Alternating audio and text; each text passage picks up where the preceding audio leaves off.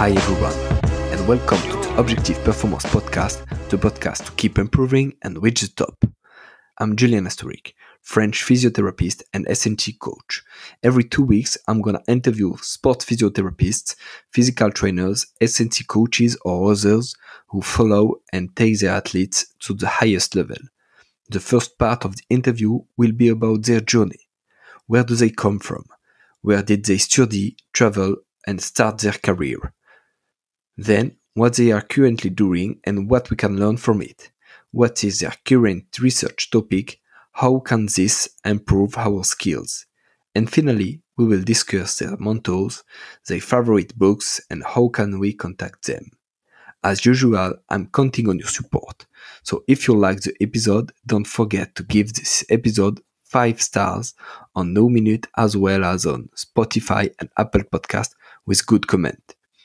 In the same way, I encourage you to share this episode on social media, especially in story on Instagram or via a post on LinkedIn. It's clearly what helps me the most to make this podcast known. Have a good listen, everyone. Hi, Jonathan. Hey, Julian. How you doing, mate? Yeah, I'm fine, thank you. How are you? Yeah, not too bad. It's the sun is shining down here in Aix-en-Provence, so yes, that always helps. Summer in Aix-en-Provence, just gorgeous. Super down here. I can't complain. It's very different to when I first came to France in Grenoble with the mountains, so it suits me much better being an Aussie. So yeah, right. Jono, first question: what's your own definition of the performance? That's a good question, actually. I've listened to your podcast, other episodes, and listened to what other people have said. And for me personally, it's very situation specific and specific to the individual. For example, a rugby player performance means a different thing to them compared to a musician or a Michelin star chef. So I guess for me, performance just means being able to perform to the best of your ability to achieve a desired outcome. For example, if you're a rugby player, that's being able to perform on the field to win the game. A musician, I'm not sure what their outcomes are, but maybe to have a standing ovation at the end of a concert. And for a Michelin star chef, I guess it's to get that Michelin star. So yeah, it's very individual and situation specific. So for me, it's the ability to perform at the best of your ability to achieve a desired outcome. That's my definition there. Yeah, great, awesome. And can you explain us what's your background and where do you come from?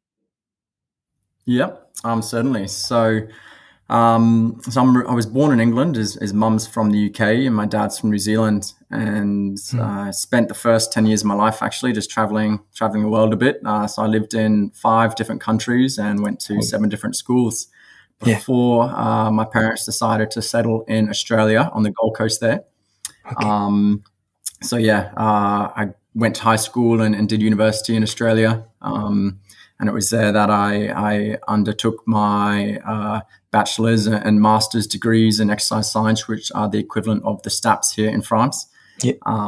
Obviously, being a Kiwi, rugby was never too far away. So growing up, I always played rugby. And so for me, I actually did my first degree in agriculture. And on the side of that, I was playing rugby. And from actually when I was 23 years old, I had a severe concussion that meant I had to stop playing rugby. Okay. And it was at this moment in time I realized I actually want to make a career out of rugby. And so during this time, from when I was maybe 19, I was actually started coaching already in the gym as a personal trainer and local sports teams. So I decided after this concussion incident to really take my coaching seriously, and I was fortunate enough to start a full-year internship with the Queensland Reds in 2016. Yeah. And that led on to my first full professional role with Sunnybank Rugby Club, which would be the equivalent of National 1 here in France. Yeah. So yes, with Sunnybank, I was there for 2 seasons. At the Queensland Reds, I was there for a total of 3 seasons. So my first year, I was an intern with the senior team, and then due to a couple of coaching changes, I was offered the opportunity to coach the academy and the women's team whilst also helping still with the senior team. So in total, I was with the Queensland Reds for 3 seasons and Sunnybank for 2 seasons. Before I ended up coming over here to France back in 2019. Yeah. So after Queensland Reds, you worked for Grenoble. That's right? Yep. And how did you arrive? That's correct. So must have been... Oh, sorry. I'll let you repeat the question again. Yeah, no worries. How did you arrive in Grenoble? Yep. So as in most industries, I imagine it's all about who you know. And so for me, when the job got advertised, should I say, at Grenoble, I saw that an old video analyst from the Queensland Reds was the head of video analysis at Grenoble. So I sent him a message and I said, hey, what's the go? How's Grenoble? What's it like? Should I put my hat in the ring? And he said, yes, certainly go for it.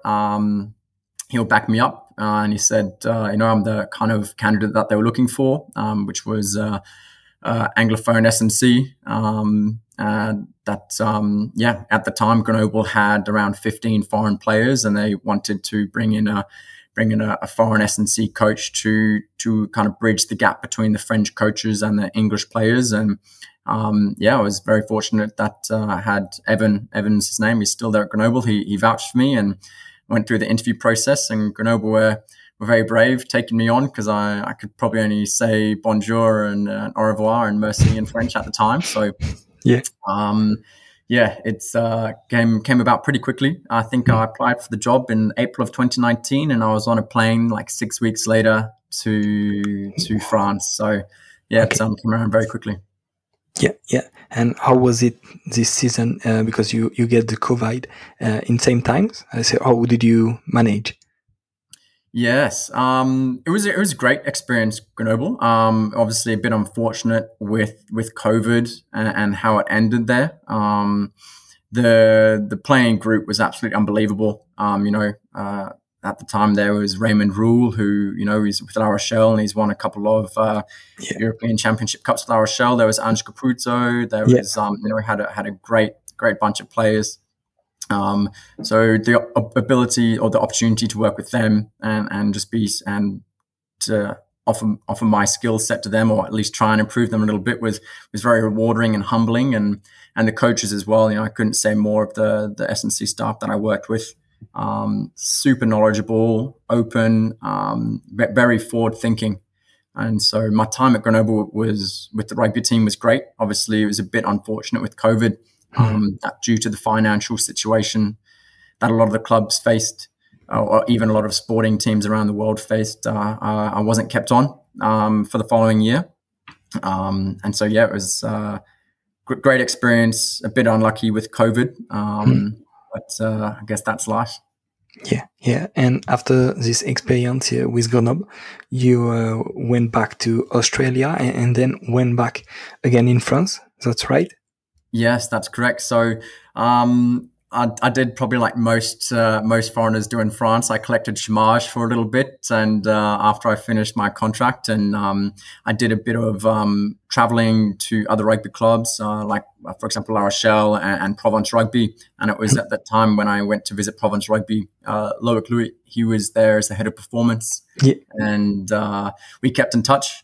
So I ended up going back to Australia as it was looking unlikely that I would get a job mid-season. So I went back to Australia to spend some time with my family and just continue coaching over there at Nudgee College, which is a very famous sports school in Brisbane. And then, I was very fortunate to get a call from Loic a few months later saying, hey, do you want to come back to France? I've got a job for you if you're interested. Yeah.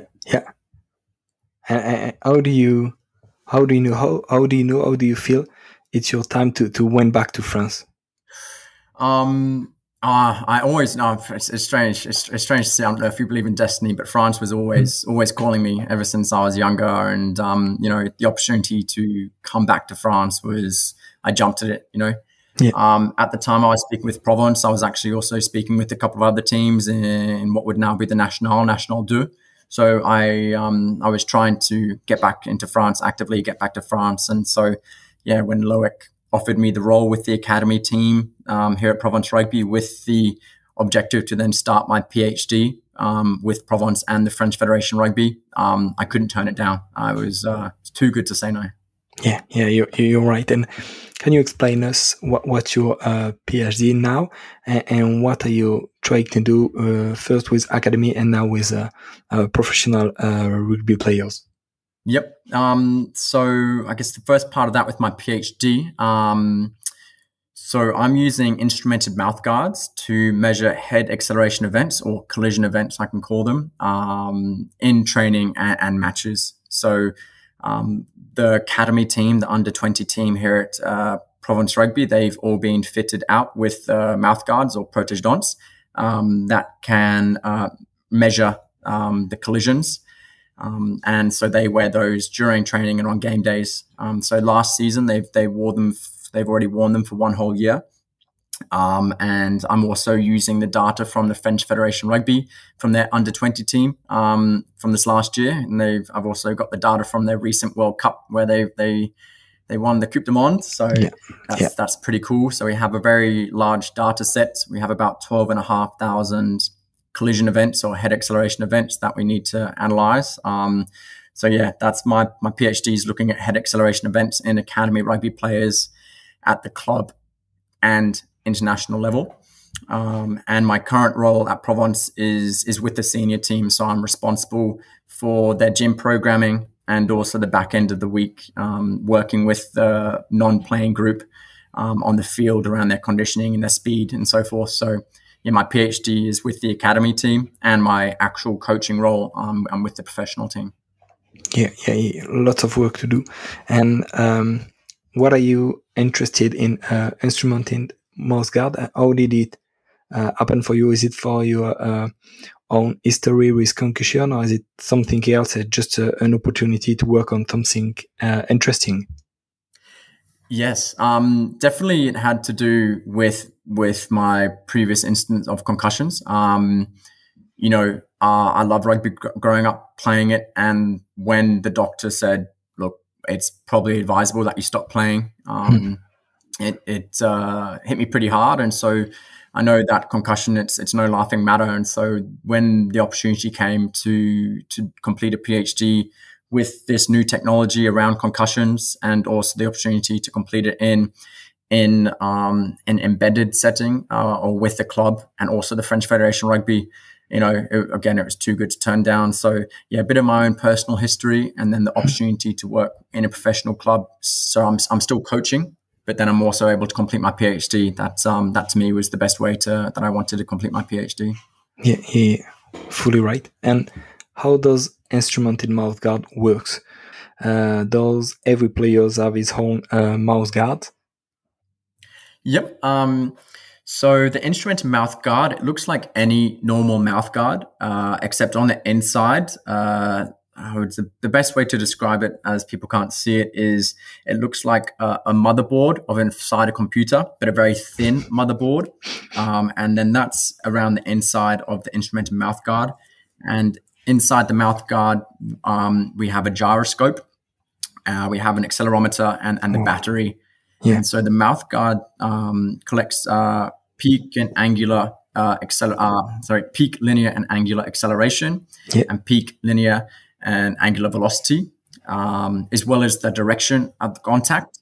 And when the player puts the mouthguard inside their mouth, it turns on. And yes, every player in the academy team was fitted with the mouthguard. They have their own mouthguard, but unfortunately, not all players wear them. So unlike a GPS, which a lot of athletes these days, it's normal for them to put on.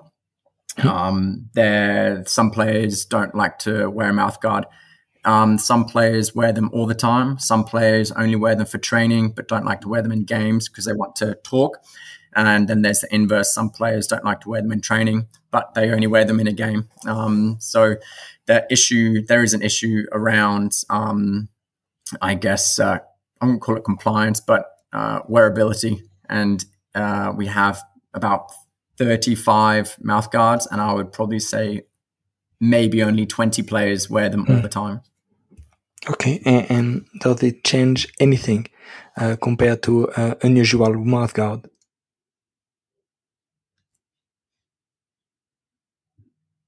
No, they're fitted really well actually. So they the FFR, they came down to Provence Rugby and they fitted out the mouth guards with a mouth scanner. And a lot of players have commented on how comfortable the mouth guards are. Also, Prevent Biometrics, which is the brand that we use for the study, they've just recently partnered with OPRO, which is another mouth guard company. And the results from those, I think, are very promising in that they are very comfortable for the player to wear. So we could say they're more comfortable than an actual mouth guard, but that does not have the software, the technology inside, or the hardware, should I say. Yeah. Did you already record an episode of Concussion with an instrumented mouth guard, and did you watch what happened with this mouth guard? And secondly, what's your first highlights with this kind of technology and Concussion? Yep. So at the FFR, I can speak from the FFR data. They have captured concussions with their mouth guards. Here at Provence Rugby, we have had instances of concussions, but it has been with players who don't wear the mouth guard, and it has also been with the player who put it in his sock after they scored a try. He forgot to put it back in his mouth. And unfortunately, we didn't capture the data. So it's a bit frustrating when that happens. Yeah. So yeah, with the first findings that we've found, and from other research that's been done on concussions, it's generally the rotational force that is the issue, not so much the linear force. So when the head kind of experiences a twisting or a turning event, that is more dangerous to brain damage because of how the brain responds to shear stress. So from just an example, if a player is wearing a mouth guard and they take a big tackle front on, but the head only moves from front to back in sort of a whiplash, the data captured from the linear acceleration, it's massive, the G-force, but they'll get right up off the deck. But then when we have, say, a player who is maybe hit from side on unexpectedly, or maybe they get an arm to the face and their face gets turned to the side really quickly, and then we see that the angular acceleration is spiked, and it's in those instances we see the player get off the floor slowly, or we can see that there's maybe a performance decrement or some sort of subconcussive event. So right now, definitely I'd say the angular acceleration is probably the most important metric that we can look at, rather than the linear acceleration or the G-force, which, sounds all cool and everything when you think of G-force. But in terms of concussions, and from my experience from just observing first year of the data, definitely the angular rotation is where we need to look at more, I believe. Good. Interesting. And do you have live data of this angular rotational force?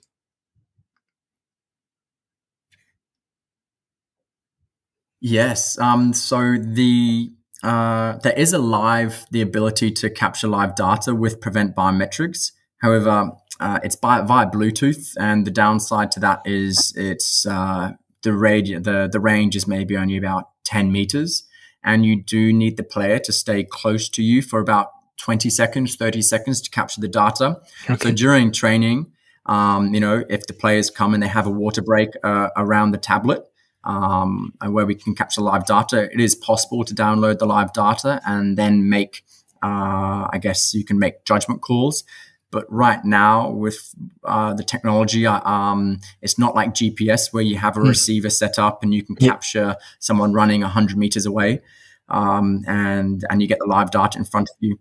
So eventually I think it will get to that. Right now, the live data feedback it's I call it in beta. It's not yet finished. When it is, it will be amazing. But right now, it's not yet a finished product from which we can actually use to the best of our ability. And did you help your medical staff maybe after training and after you saw something on your data with a big collision and they don't see them, they don't see it, and those sometimes you go to see them and just tell them, oh, there was a big collision and maybe a concussion because we have the highest level of angular rotational force.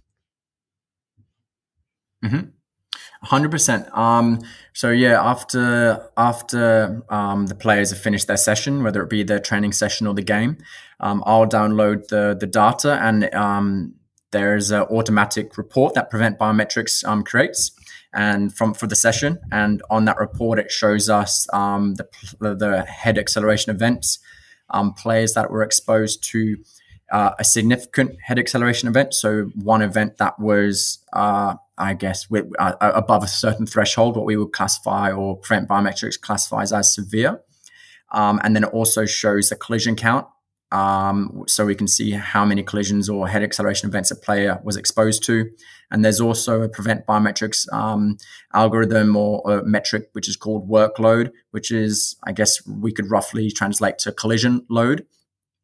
So from this report, we can see which players have been exposed to a big contact or multiple contacts within the training session.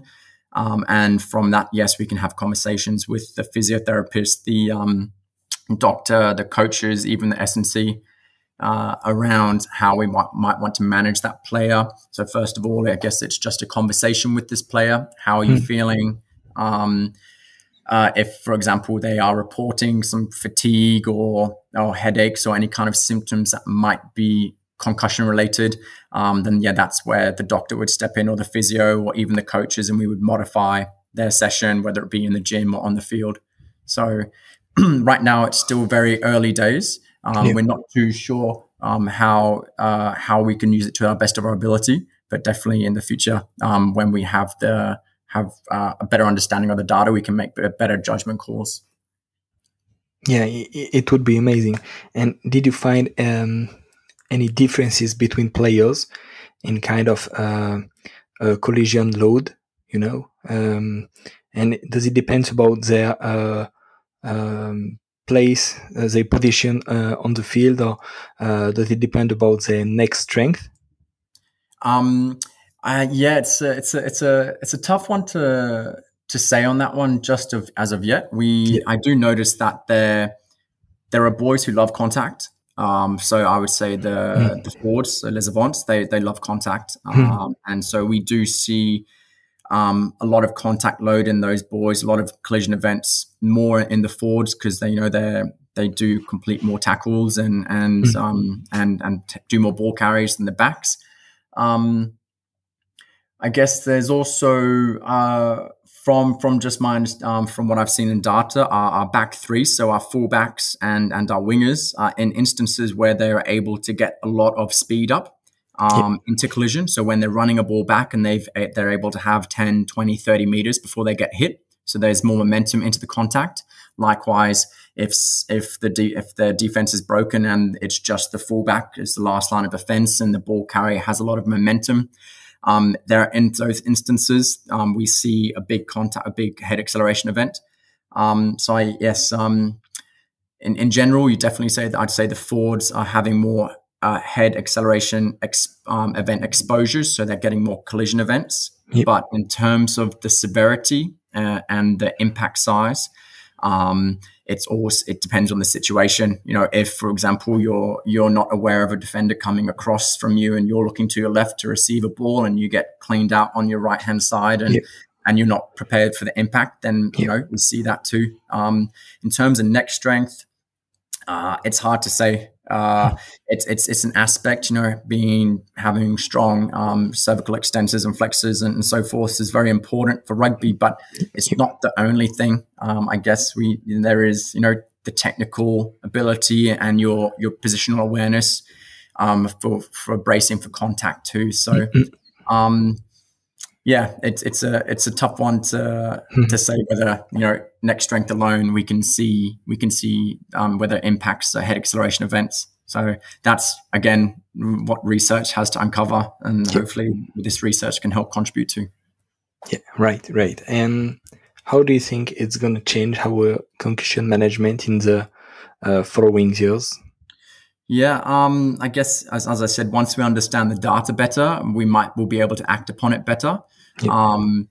When also the live, I guess when we can have the feedback in live, and say, for example, the physio, the doctor, or the S&C coach is, maybe we haven't seen a big contact on the field. Maybe the player isn't showing concussive symptoms, but it registers on their mouth guard that they've had a severe head acceleration event exposure. In those instances, it might help in player removal so that they can be assessed. And again, I think in the future, it might be able to be used as some form of external load monitoring tool for contact. So much how GPS is being used these days to measure, I guess, the external load from locomotion of running.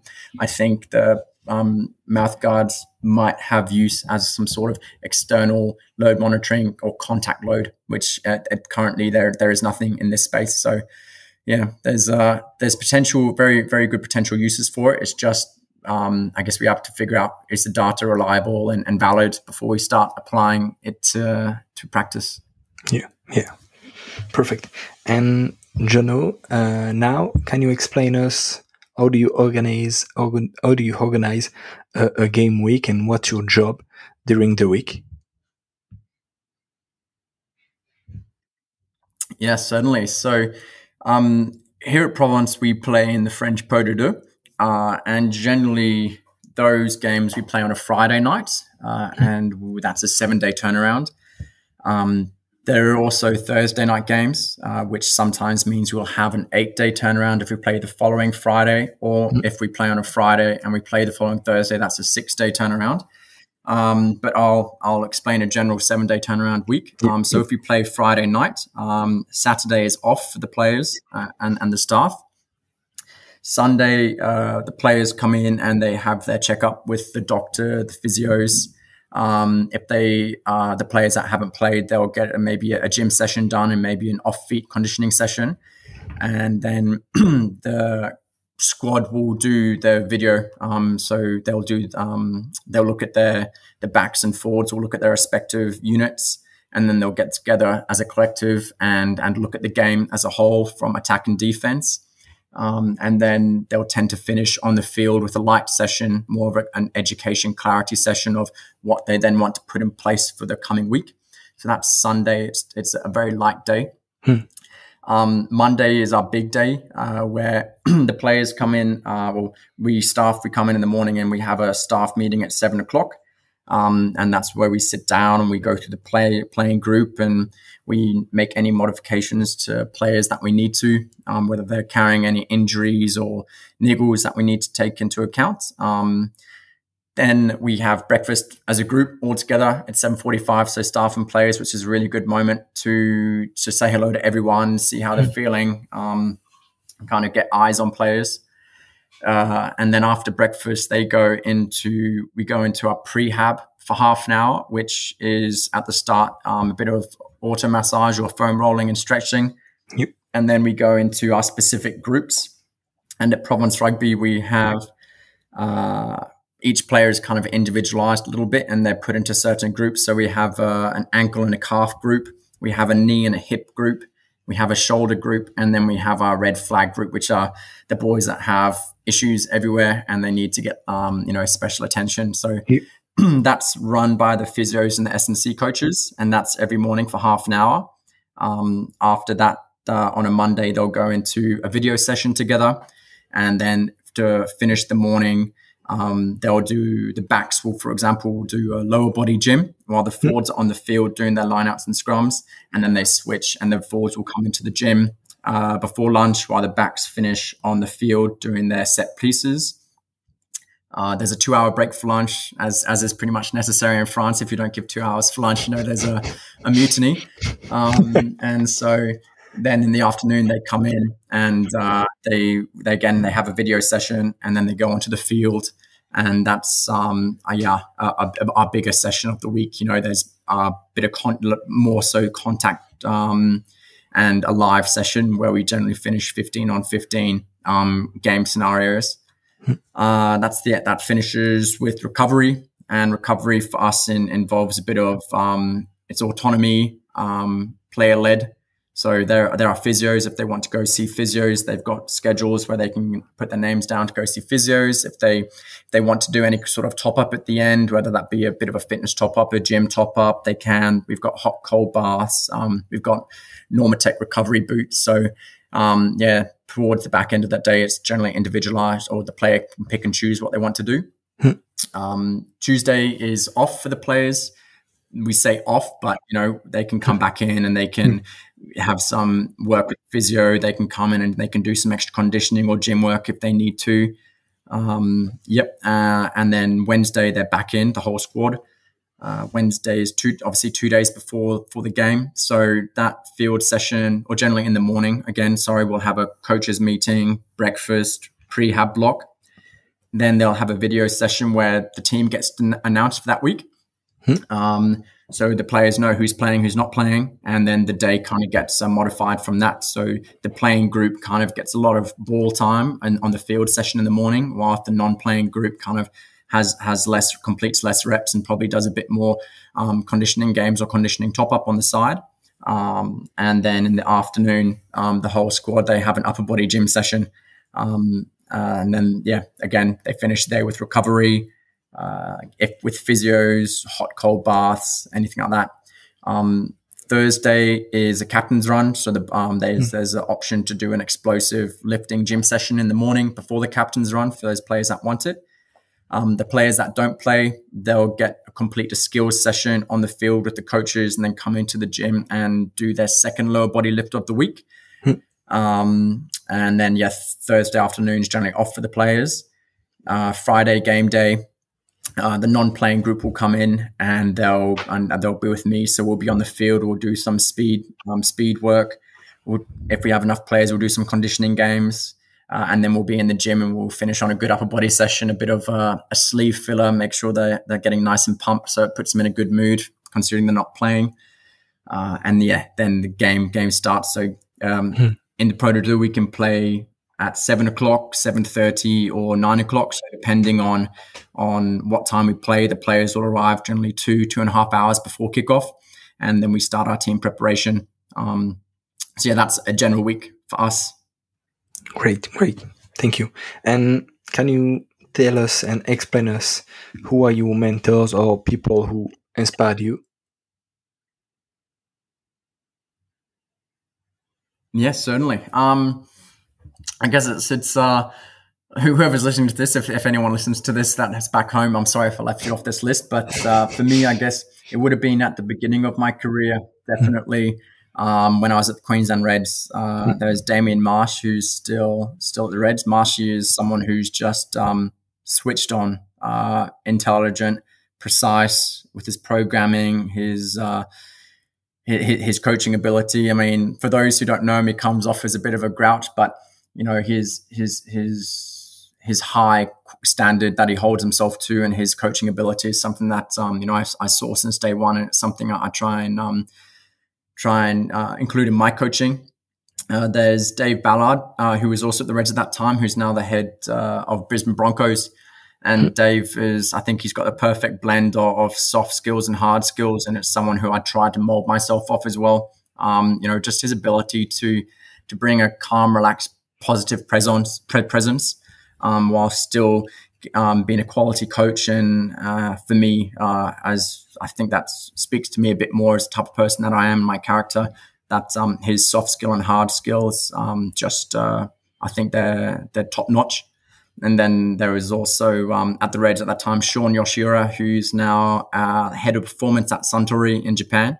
Again, just his precision, his work ethic, his ability to create a relationship with his players, just being able to speak one-on-one with them. My time at the Queensland Reds was definitely had an impact on me, and is how I wanted to be, how I want to, I guess, coach and just develop my soft skills and hard skills to be the best coach I can be. More recently here, Gareth Adamson, my coach, my head performance here at Provence Rugby. Super Rugby is short. It's compared to French Rugby. French Rugby is 10 to 11 months long, and so it's a marathon. It's not a sprint. And he's definitely shown me in terms like how to slow bake a cake rather than just kind of jump out and try and get the boys ready for round one. Like you want them to be firing in round one. If you want to peak in round one, you're gonna die in the ass come round 30. So he's definitely someone who's shown me patience or taught me patience in my programming. Also as a coach, here in France, it's very different. The culture and the player approach and how they are, it's very different to the Anglophone mentality. And so him being Australian too, and him being in France for over 15 years now, he's seen it all. So just his ability to his approach is very a mix between Australian and French, and so I'm learning from him every day of how to be an Aussie in France and how not to get frustrated by the things that the Frenchies do, but also just the slow cooking process rather than try and get them ready for round one. Just like take your time, like literally squid. Like who cares if your program stays the same to 4 to 6 weeks, and if that needs to be done to kind of get the physical adaptation, do it. We don't need to bring out the shiny toys and the 1080 sprint at the first week of the season. We can leave them in the toolbox for a few months before we can start playing with them. So yeah, he's definitely someone who's taught me patience, both as a coach, and here in France, just in my programming, but also my softer side as well. Just patience, not to be frustrated by everything that happens over here. Yep. Thank you, mate. And what's your favorite books in sports performance or other books?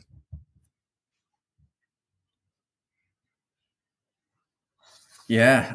So, I guess growing up, I was always a bit of a history buff. So I love my historical books, historical fiction, a bit of a nerd too. So fantasy books, but I don't really get too much time to read them these days, apart from if I go on a relaxing holiday and I can put my feet up on a sun lounger or something. But in terms of sports performance books, I guess it's Dave Joyce's High Performance Training for Sports.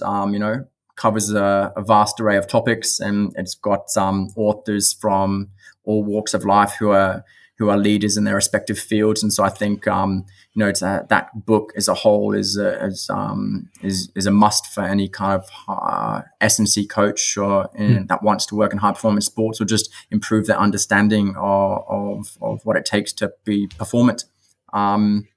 But also, websites like Sportsmith, Simply Faster, Elite FTS, they kind of just give you those bite-sized 15, 20-minute, even less sometimes, articles that you can digest really quickly instead of having to open up a book and then find your rhythm again. So, yeah, I think nowadays with those websites and authors that are able to write about their work and what they're doing, I think that's it's also very, very positive and another way, I guess, we can learn. Should I say? Yeah, right. And can you tell us if people want to ask you a few questions about concussion, instrumented mouthguard, or how to be an OC in France, sorry, where can we contact you? Yeah. So I guess I'm most active on Instagram and Twitter. So my Instagram, I've got my coaching page, which is at Physical Perform. So Physical Perform. And then Twitter, it's just my name, Jono, my middle initial B and Ward. So Jono B Ward. So feel free to add me on there and reach out to me, and I'm happy to answer any questions if there are any. Thank you, Jono. And last question. How do you build your own high level?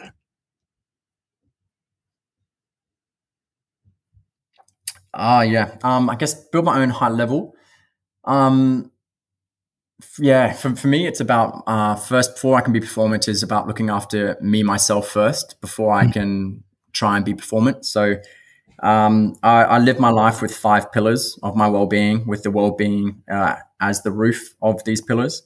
And so my 5 pillars are family, my relationship, my education, my sense of belonging, and my faith. And so I find if I neglect one of these pillars at all, the roof starts to crumble and I get a bit shaky, and I realize that my well-being, my mental well-being is not as solid as I would like it to be. And so it comes through, and when I at work, it comes through at home in my private life. So for me to be able to perform at my best, I definitely need to make sure that I'm nurturing, my family. Am I video calling my family a lot? Am I staying in touch with them? My relationship with my partner. Are we having quality time together? My education, which through my PhD, am I upskilling myself? Do I feel like I'm actually improving myself as a coach?